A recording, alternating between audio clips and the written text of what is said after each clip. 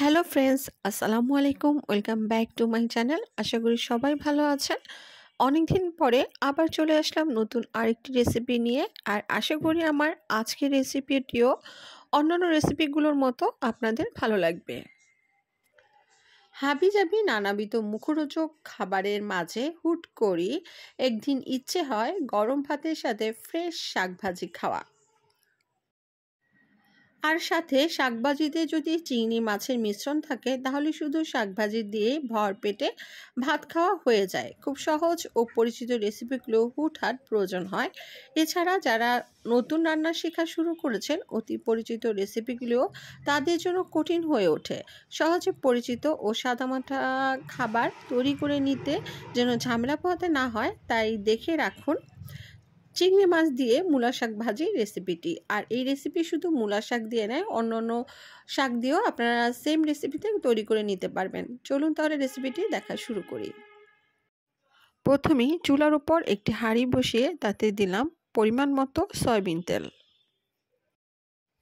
তেল সামান্য গরম হলে তাতে দিলাম রসুন কুচি। এখানে 4 কোয়া রসুন নিয়েছি। এরপর রসুন কুচিগুলো কিছুক্ষণ ভেজে নিব।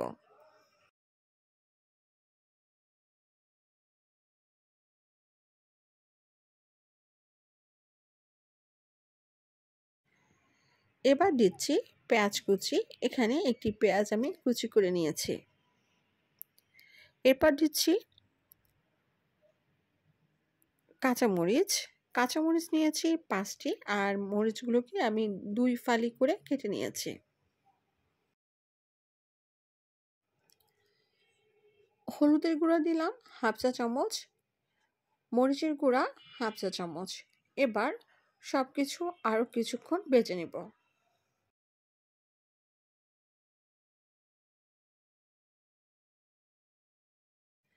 এরপর দিলাম চিংড়ি মাছ। এখানে 1/2 কাপ চিংড়ি মাছ নিয়েছি। আর চিংড়ি মাছগুলোকে আমি পূর্বে থেকে ভালোভাবে কেটে ধুয়ে পরিষ্কার করে নিয়েছিলাম।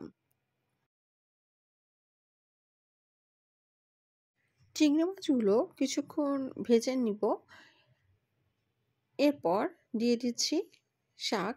আর এই মূলা শাকগুলোকে আমি আগে থেকে কেটে ধুয়ে পরিষ্কার করে রেখে দিয়েছিলাম। আর দিচ্ছি স্বাদ মতো লবণ।